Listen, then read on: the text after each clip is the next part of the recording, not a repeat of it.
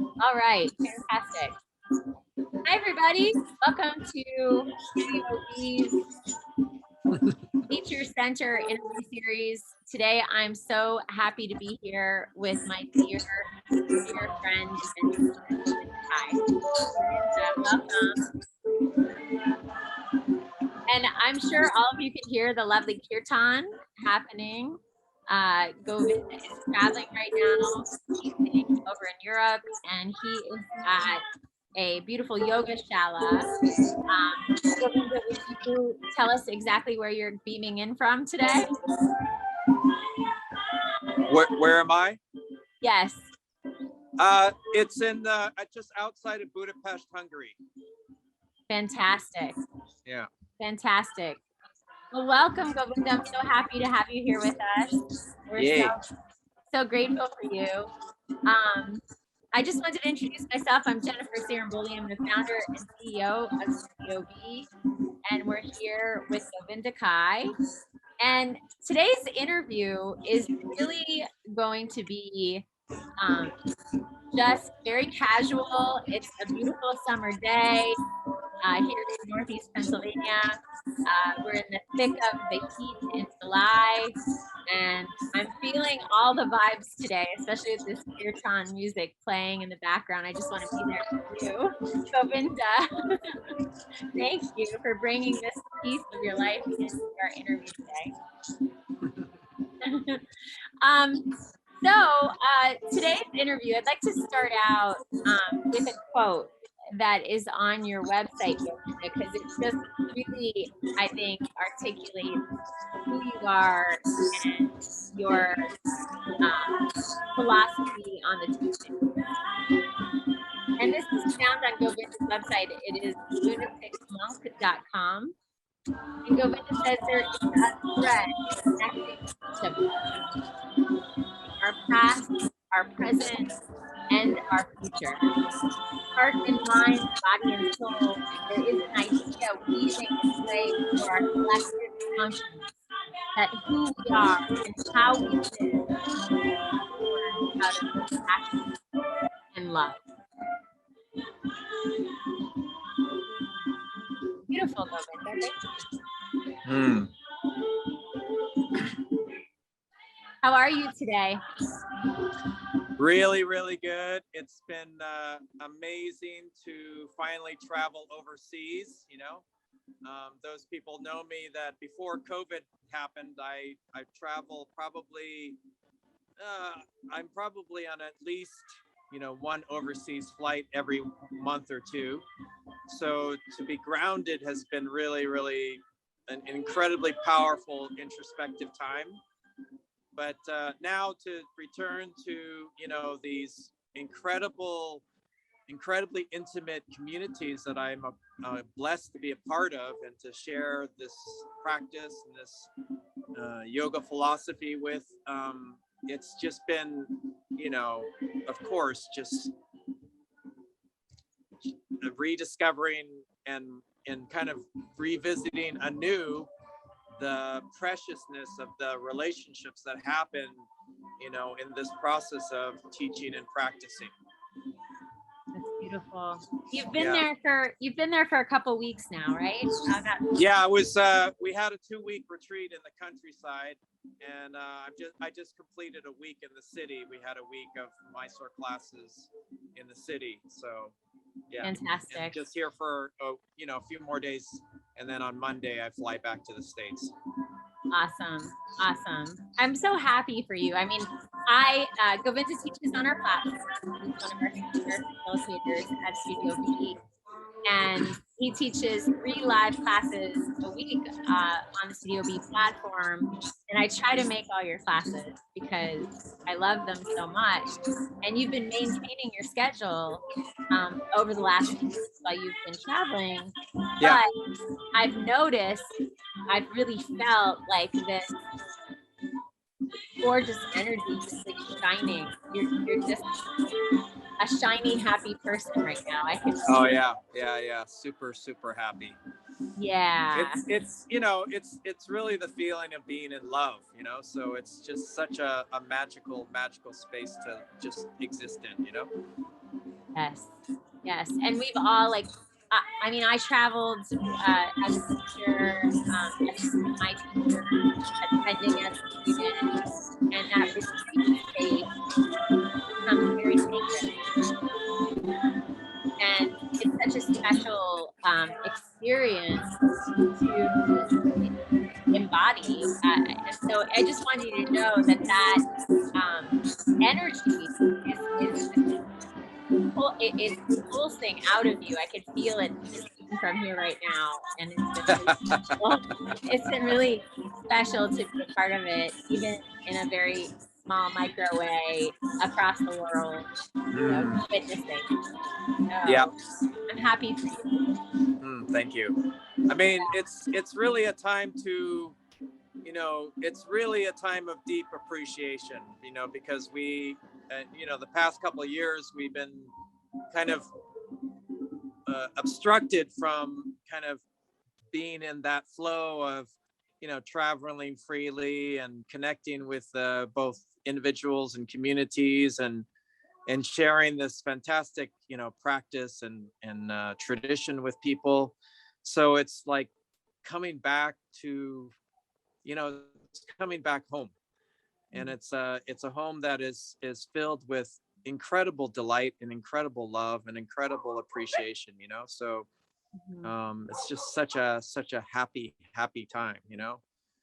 which is of course weird because it's also contrasted with there's so many just crazy things, dark things going on in the world at the same time, Right. so it's really this time of extremes, Yeah, I was talking about that with a friend of mine who has like a deep spiritual practice, and we were saying that right now it feels like it's a time where we're becoming grounded in courage and moving through this transformational period with an open heart and this longing for connection, this connection that you're talking about. Yeah. Or it feels like some others are really fearing what's happening and just kind of sinking into isolation,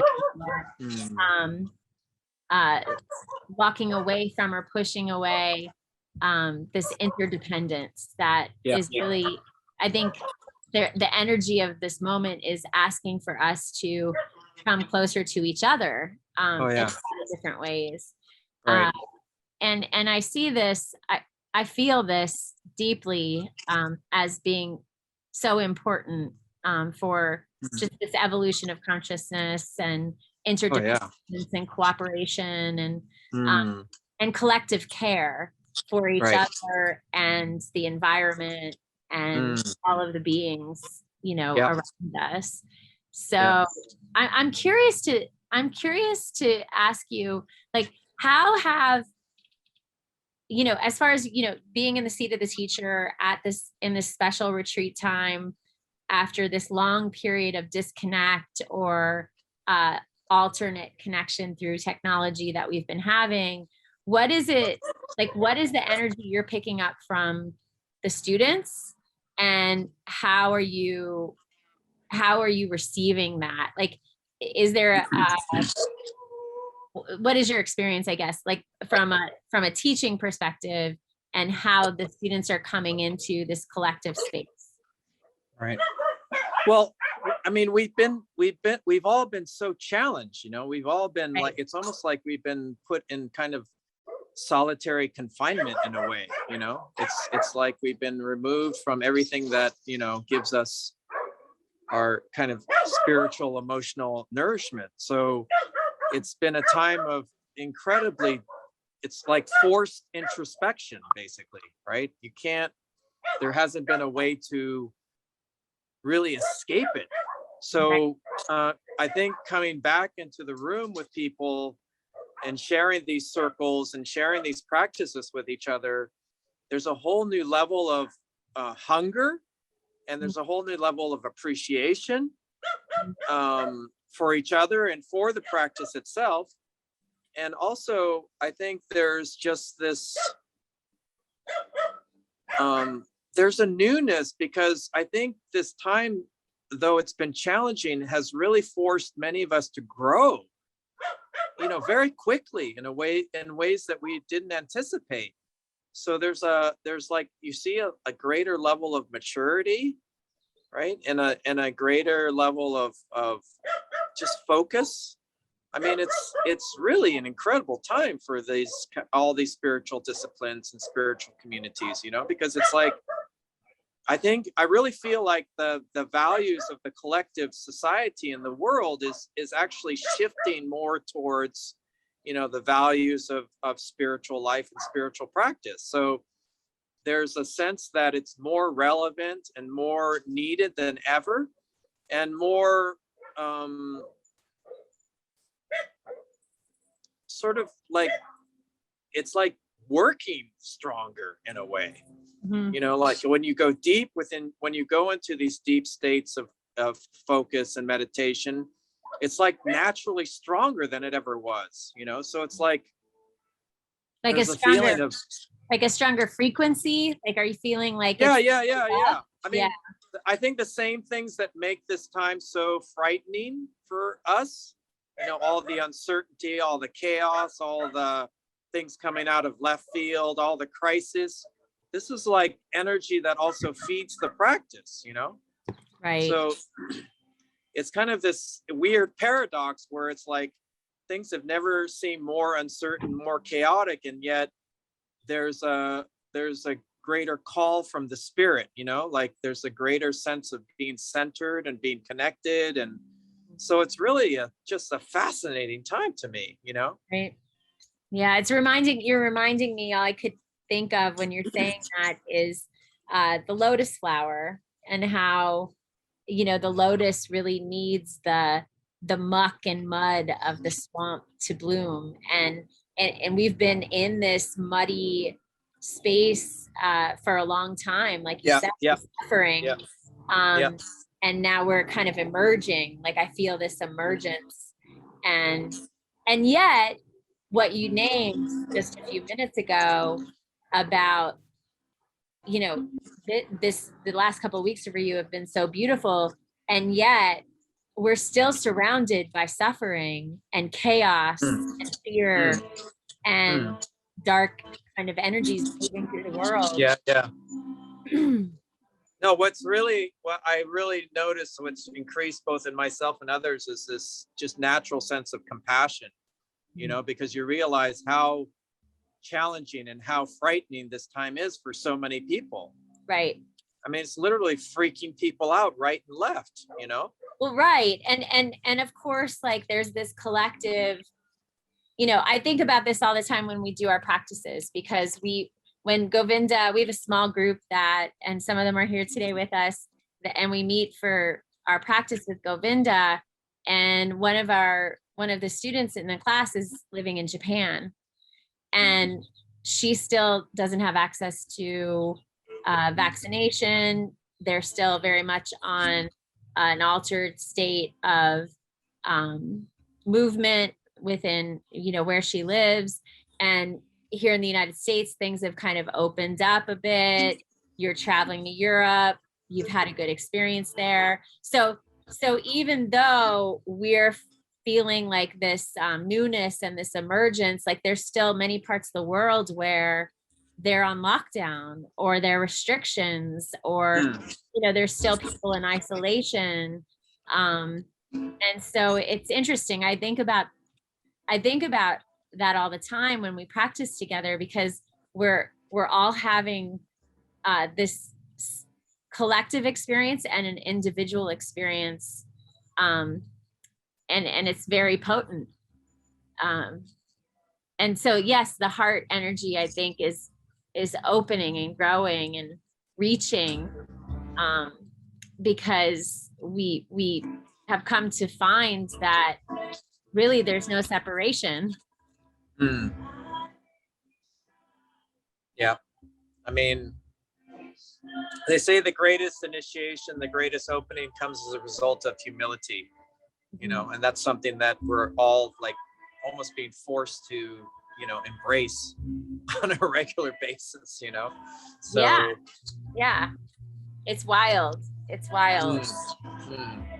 But So, it's like, I love it because, you know, I mean, I've known many of the students, like in Hungary here. I first came to Hungary in like 2010. So I've been coming back and forth, you know, literally for the past 10 years. And I've watched people grow up, you know, I've watched people get married and have children and like go through all the challenges of these crazy times. And I've just seen like the maturity is growing by leaps and bounds. And it's like so fulfilling and so satisfying and so nourishing for everybody to be in that circle, you know? yeah. And Govinda, just for those in our audience that are watching and may not know you as well as some of us do on this Zoom call right now, you've been teaching for many decades, and you started, you know, I was going through your bio earlier and thinking about how I wanted to introduce you and kind of bring you into this collective community. And I couldn't help but reflect on, you started practicing when you were 19 years old. Yeah. So tell me, I mean, you know, you've been teaching for over 30 years. You mainly focus your teachings on Ashtanga yoga, which has been your primary practice for the bulk of life. How has the practice evolved for you from being introduced to movement and martial arts and then yoga up until now, talking to me from a retreat center outside of Hungary? Like, how, I mean, we've talked about this before, and I'd love for you to articulate that to the people that are watching. Well, I was extremely fortunate when I was introduced to spiritual practice. Well, first of all, you know, my father was already a martial artist of a very high level, and also was, you know, a regular meditator. I mean, his meditation teacher was a man who was basically responsible for introducing Zen practice to California and to the West, you know. So I already had that foundation, you know, even before beginning practice. And then when I began, I had a series of meetings with some very, very high traditional teachers, you know, who were like, actually, you know, my teachers were really like raised and educated in a very traditional fashion. So I got, you know, the difference between traditional practice and kind of more modern yoga practice is that the traditional practice is just inextricably linked to the philosophical foundation of yoga, basically. So there's like, you know, there's a lot of work basically introducing the ideas of the philosophy of yoga and then turning those philosophical ideas into a kind of a practice and a way of living, basically. So that's by itself incredibly transformational, because obviously it's one thing to, I mean, just to have the physical asana practice is already, you know, as most people who practice know, it's already a powerful practice. But the minute you bring in this kind of philosophy, which is designed to be embodied in day-to-day life, it adds a whole nother element to this journey, to this process, you know. And I think what's profound for me when I reflect on you is that was really embedded in your earliest experiences. So it was never separate. Right. Whereas many like modern students will land in an asana practice and it becomes very physical. It's just a physical focus and it's a physical practice and they relate to it in an embodied way. They're not really considering the other layers of the philosophies. And there are so many layers to this practice. I mean, it's like basically endless.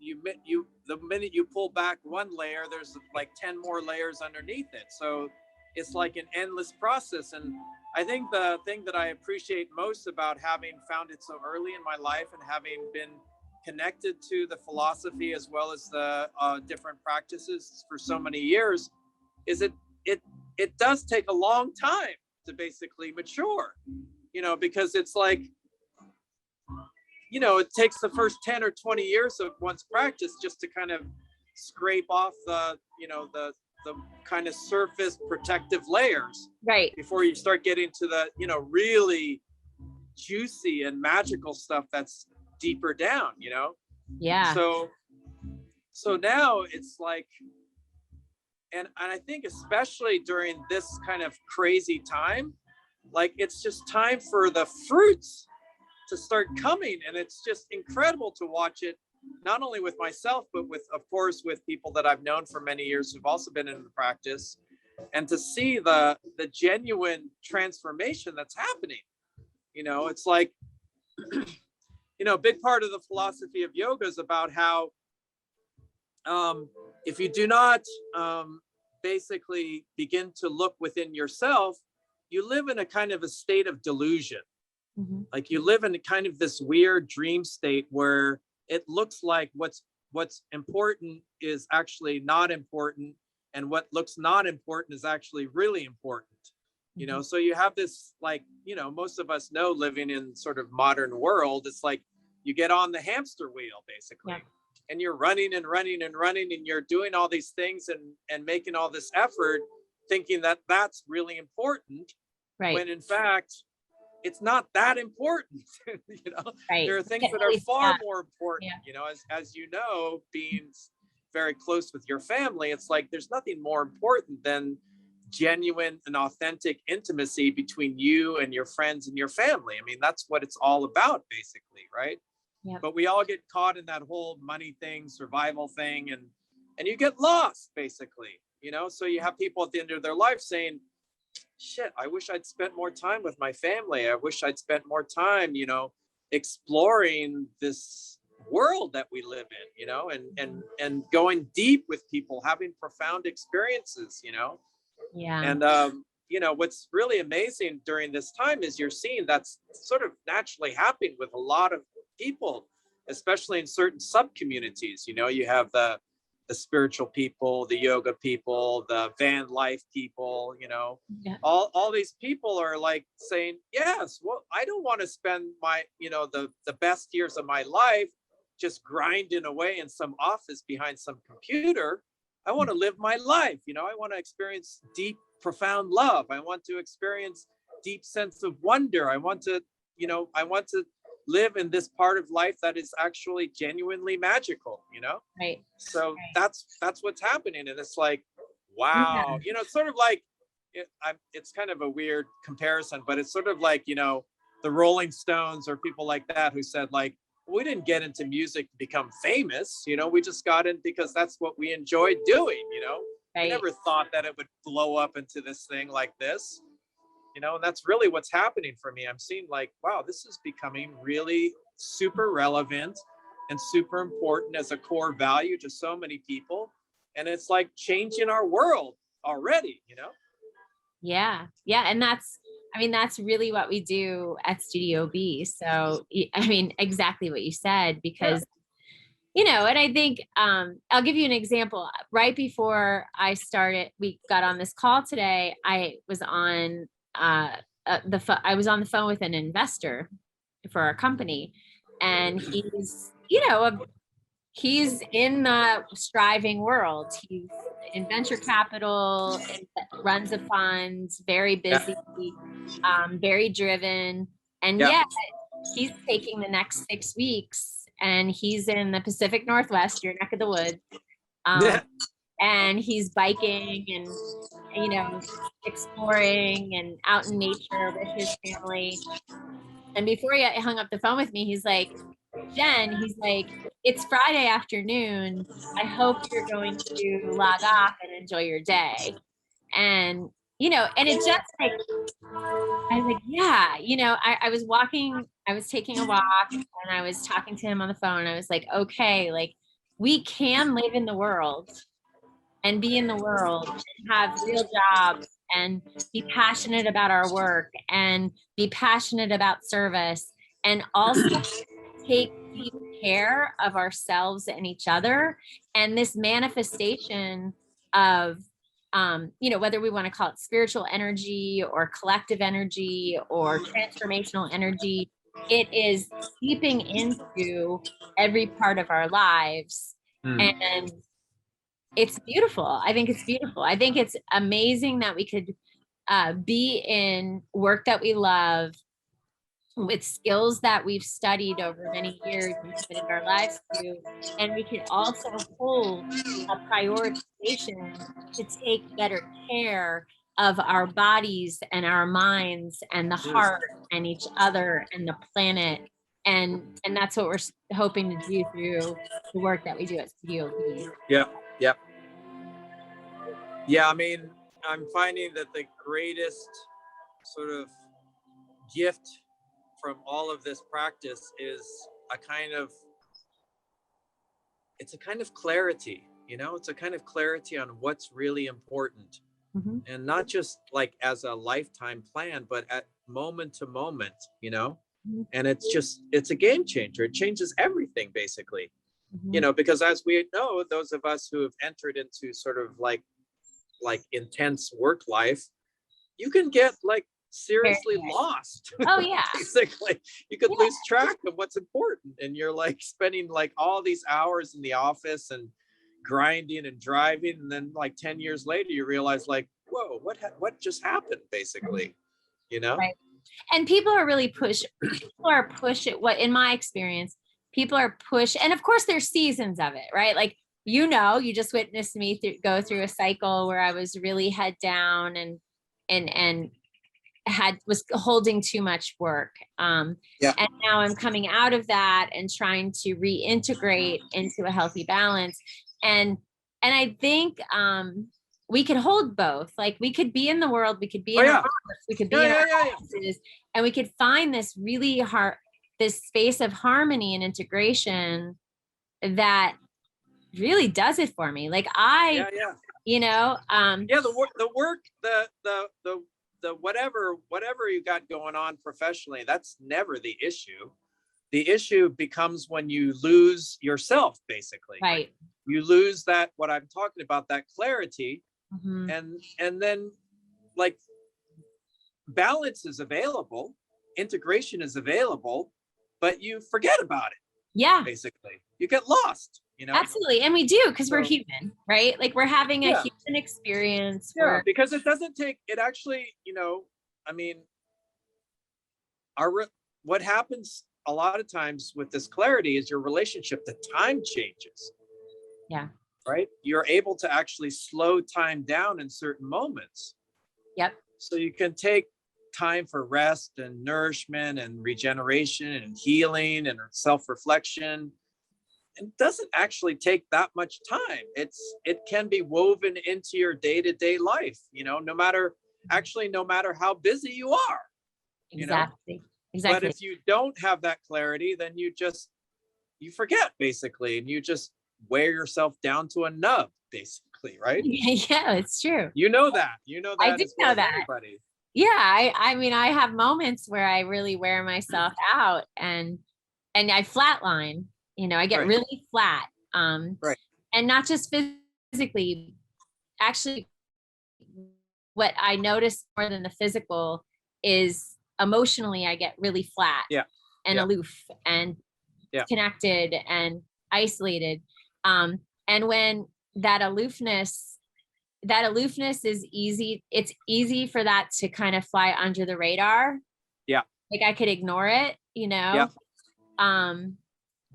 So you have to have, I think that's why spiritual community, Sangha, Kalyana Mitras are so important, spiritual relationships, because otherwise we I have a very strong Buddhist practice, and Buddha, Dharma, Sangha, the three jewels of the practice, are named as being essential to development in the practices, in the mind training practices, in the spiritual practices. And Sangha, naming Sangha as being one of the three jewels is really so important, because, you've already come to me and said, Jen, like, you okay? Are you okay? Like, do your practice, like, slow things. And I need that from you. Right. And you need that from me or whomever is in your life at the time. But in other words, we need each other. And that's why these circles of being together in community are so essential, are so powerful. Yeah. Right. Because we do. For me, the Sangha is a reflection of the relationship that you have with yourself, basically.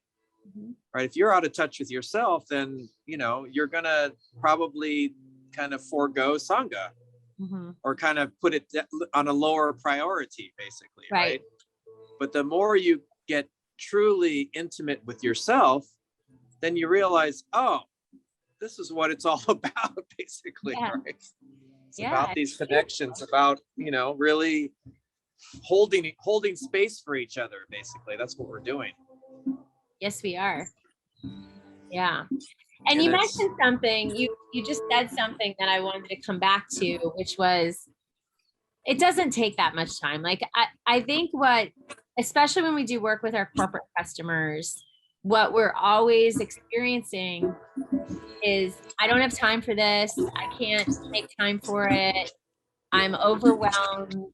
It's not a priority. How do I make it a priority? How do I stay consistent? And you teach Ashtanga yoga, which requires an enormous dedication. At least that's the perception. Yeah. And the reality is that we can't carve out short, potent practices and develop and grow and enrich our lives in a profound way by doing so. Can you elaborate on that a little bit? The perception versus the reality of dedicated practice? Yeah, this is kind of comes back to what I was saying about this kind of diluted state that we get into, which is, we have to recognize it's really, really easy to do. Like, it's really easy to fool yourself and to get out of tune with yourself, out of connection with yourself.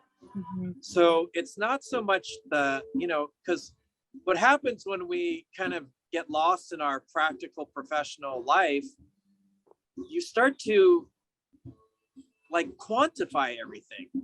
You think it's a matter of like, oh, I need like 2 hours a day or 4 hours a day to do my spiritual practice and all that. And it's not actually true. That's not how it works, basically, because our spiritual practice, the heart of the spiritual practice, is not necessarily primarily in the form of action or time. It has to do with a certain kind of quality, basically. It's a kind of you could say it's a kind of a conviction or a commitment to oneself, basically, right? So you can start to, these actual physical practices, if you understand them correctly, they don't actually take that much time. They can take a lot of time. Of course, you can spend 3-4 hours doing your asana practice, or 3-4 hours doing seated meditation practice, all that, or whatever study or practice that you get involved in. It can, but it doesn't have to, basically. That's one particular way of doing it. If you understand it correctly, then you begin to focus not on quantity, but on quality.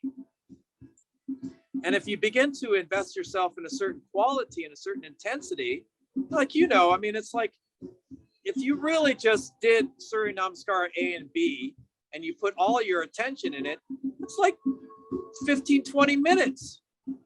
It's not that much time, but it changes the whole day, basically. you know, because your whole level of attention and awareness is shifted.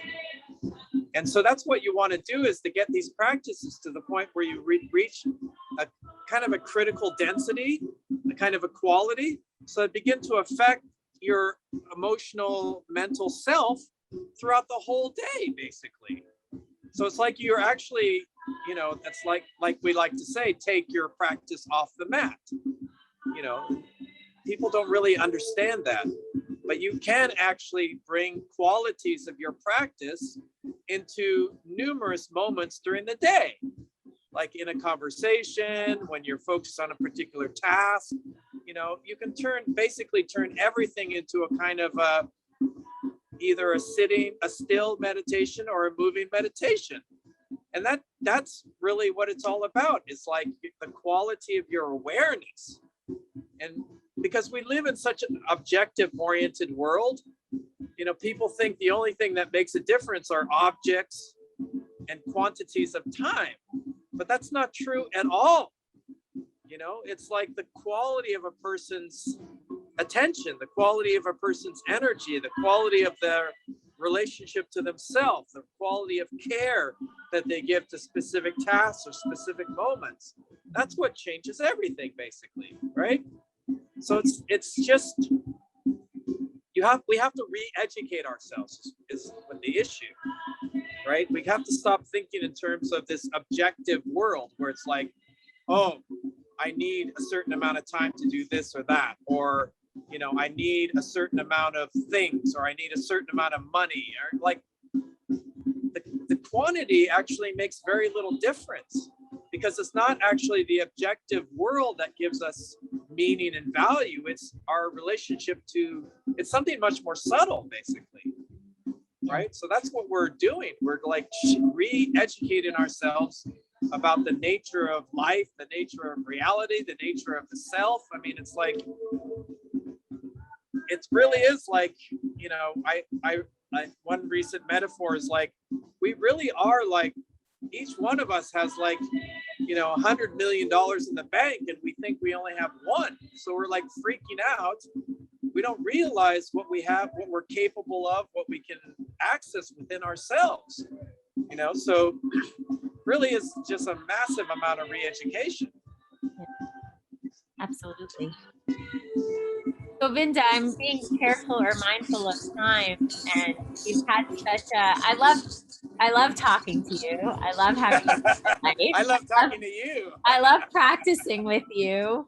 There was so much I wanted to cover, but I think this is what was being called for and needed in this moment. Is there anything else you would like to share about your work, your life with our audience today?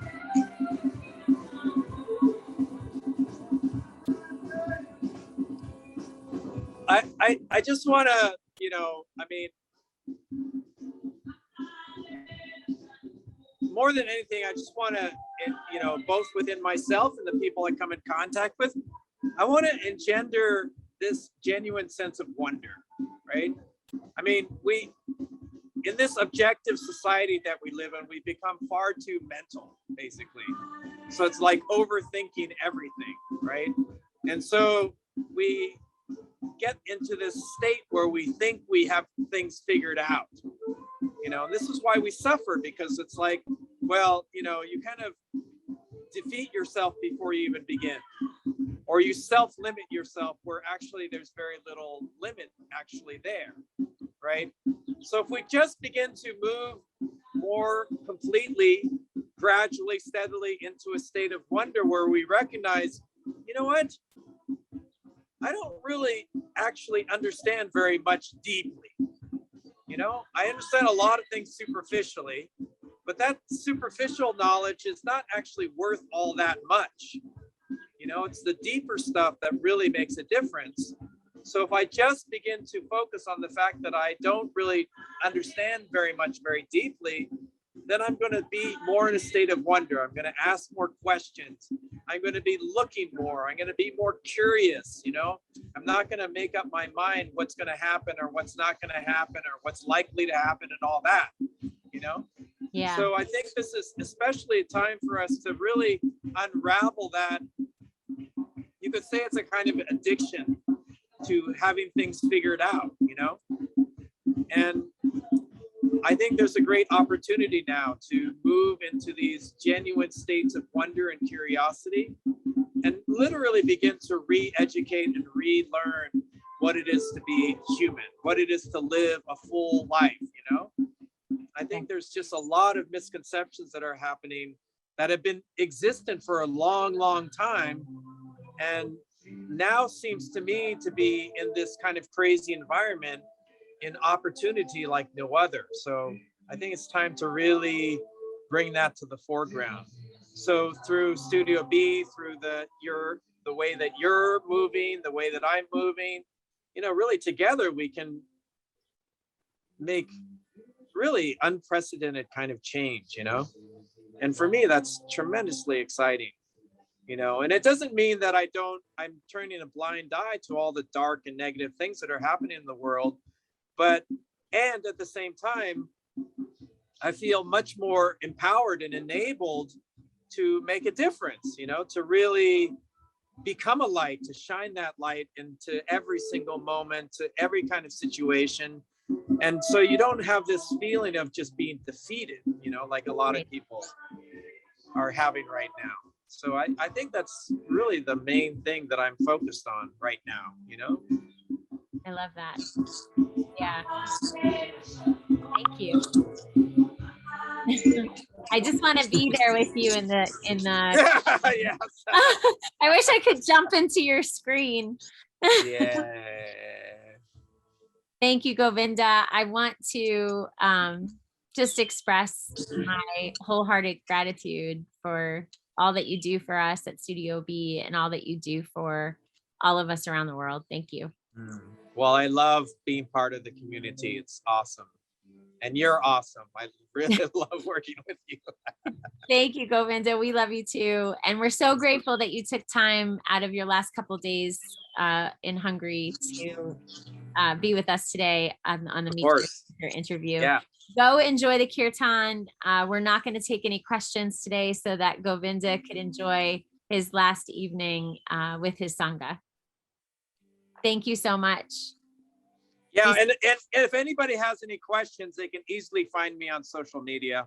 Yes. And ask me straight away. Just direct message me on Instagram or Facebook, and I'm happy to respond to any questions. Absolutely. And you could find Govinda at lunaticmonk.com or Govinda Kai on all social media channels. Is there any other way that you would like this audience today to find you, Govinda, that I didn't mention? Well, I mean, of course, those members of the Studio B community can also message me through the platform. So that's another way. Yeah, absolutely. And we'll be posting the recording of this interview on the Studio B blog as well as the Studio B platform. Govinda, thank you so much for your time today. Thank you. Have fun, and I will see you in practice on Tuesday. Yay. Bye. Bye, everyone. Bye. Thank you for being here with us today. Thank you so much.